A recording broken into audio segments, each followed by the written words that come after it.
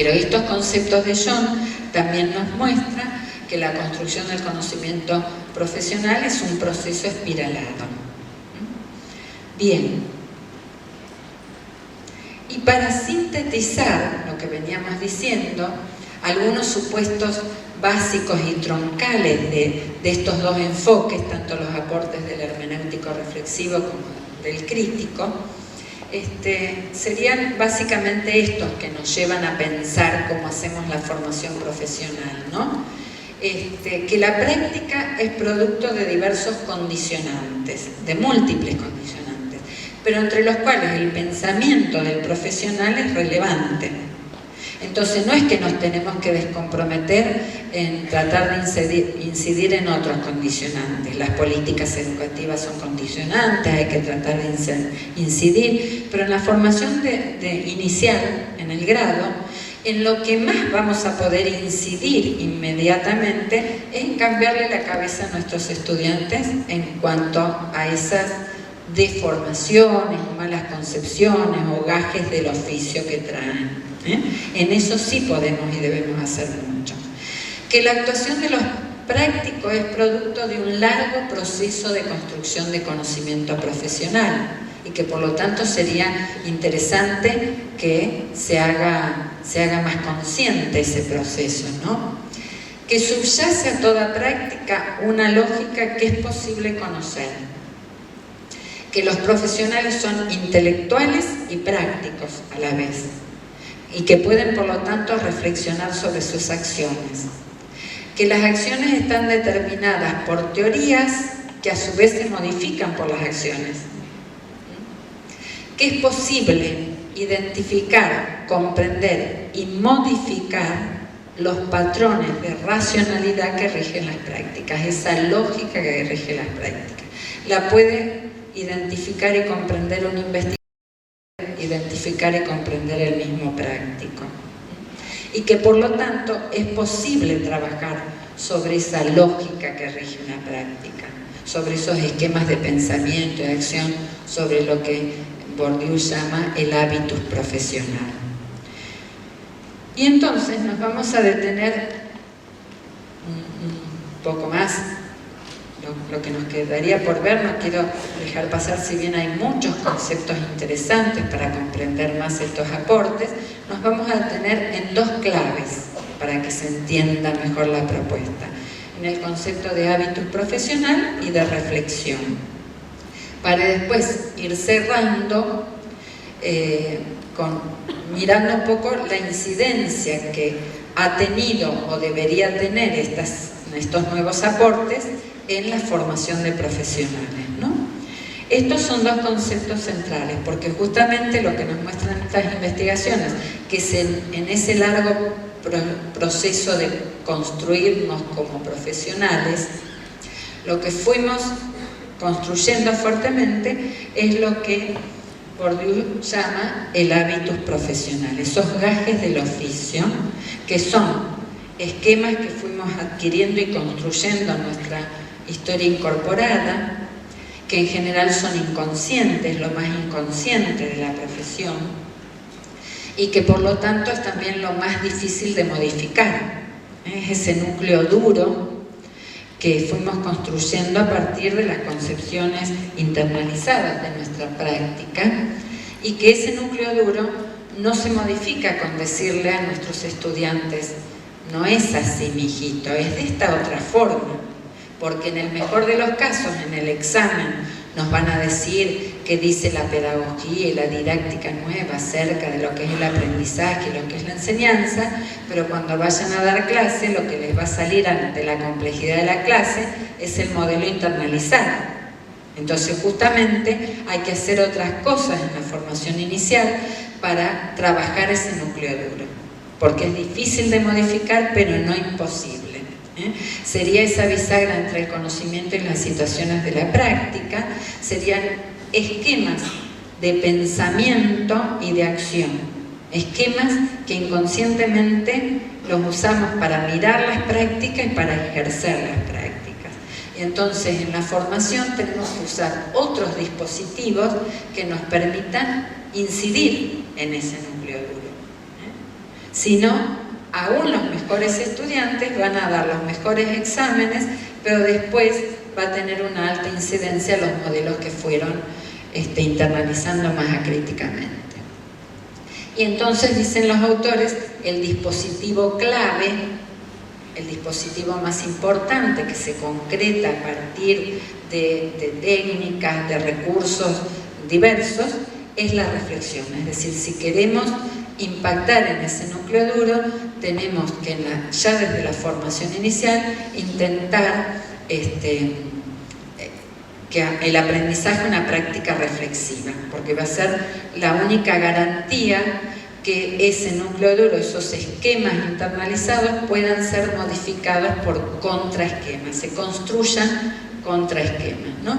Entonces la reflexión no es cualquier cosa, no es reunirnos a hacer catarsis, podría ser el primer paso para la reflexión, porque en general cuando hacemos catarsis ponemos la mirada en los condicionantes externos y nos quedamos fuera. Nos quejamos de que no tenemos esto, aquello, pero después hay que hacer el salto cualitativo de decir, bueno, ¿qué hacemos con esto? ¿Qué preparación, qué recursos profesionales tenemos para incidir, actuar en esta situación, ¿no? Porque la reflexión supone un examen minucioso, profundo, crítico, es decir, que analice todos los condicionantes hasta las mismas creencias y supuestos del profesional, activo con la finalidad de incidir en esa situación y persistente. ¿Y un examen de qué? De las creencias y los supuestos a la luz de teorías y fundamentos. También es una confrontación entre teoría y práctica, la reflexión supone una confrontación entre teoría y práctica, entre conocimiento y acción, otros autores dirían entre los saberes prácticos y los de referencia, la confrontación entre qué me imponen realmente, prescriptivamente para esta práctica, cuál era mi ideal de práctica y en definitiva qué puedo o estoy asumiendo como práctica. Todo eso son procesos altamente reflexivos. Por lo tanto, la reflexión supone un análisis de rutinas, de incidentes críticos, de mi propio proceso formativo. Es un trabajo sobre uno mismo, no es un trabajo superficial, es un trabajo en profundidad. Bien, pero ¿por qué? A pesar que supone un desafío mucho más importante, más trabajoso, el tratar de formar profesionales reflexivos y no técnicos. ¿Por qué vale el esfuerzo? Bueno, algunas de las razones que fundamentarían el proponer, llevar adelante diseños de formación que apunten a formar profesionales reflexivos tendrían que ver con esto, ¿no? Si formamos profesionales reflexivos,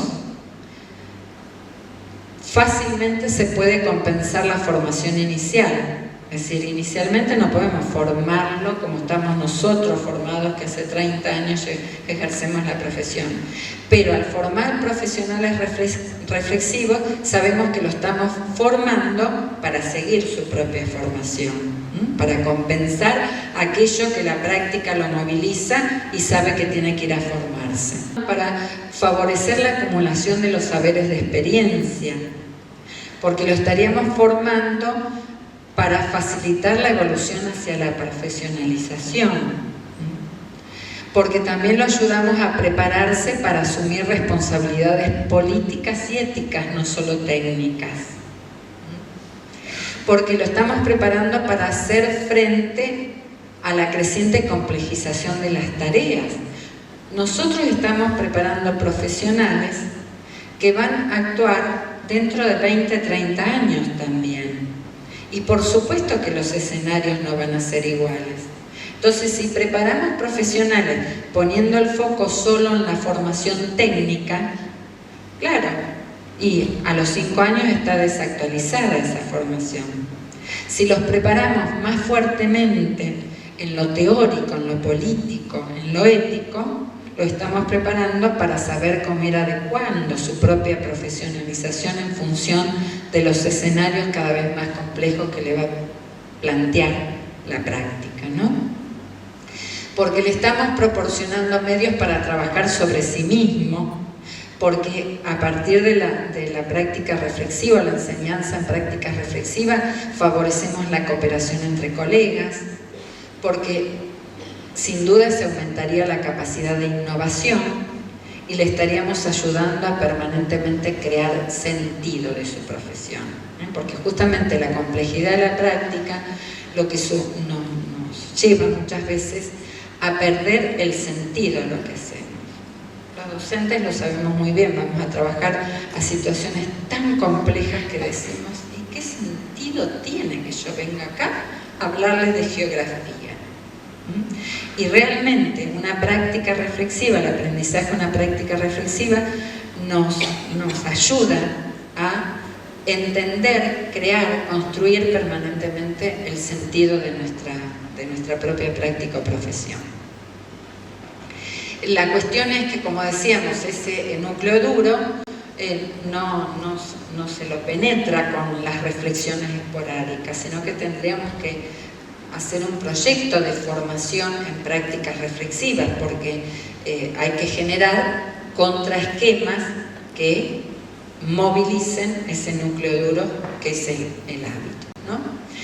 Y entonces, para ir cerrando y dejar a preguntas y comentarios, vamos a ver ahora algo de las incidencias que ha tenido esta nueva epistemología de la práctica o de la relación teoría-práctica en las políticas y prácticas de formación.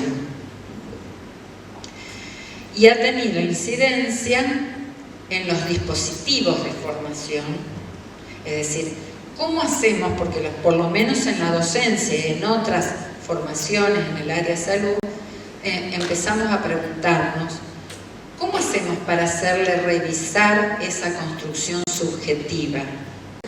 Y entonces empezamos a trabajar con la propia biografía escolar, empezamos a hacerles hacer entrevistas a sus docentes memorables, empezamos a trabajar con la historia de la profesión para que vean un poco la construcción social, empezamos a darle más valor al trabajo en parejas pedagógicas, a ir a mirar la práctica de otra manera, a trabajar con narrativas, con diarios de clase.